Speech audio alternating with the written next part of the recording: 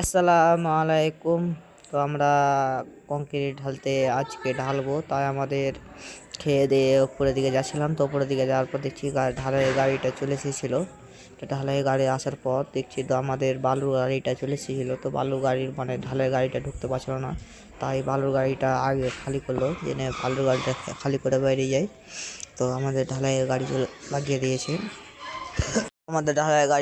দিয়েছে। তো উপরের দিকে আমরা মেশিন টেশিন ঢালাইয়ের হাইবাটা সব নিয়ে যাচ্ছিলাম উপরের দিকে আমাদের সব সামান টামান জোগাড় করছিলাম ঢালাই জন্য। তো আমরা এখানে মামা দেখতে কিছু তার ভিড়াচ্ছিলাম, জয়েন করছিলাম ভাইবারটা জয়েন করে টুরে আমাদের পাইপ লাগানো কমপ্লিট হয়নি, করছি কমপ্লিট।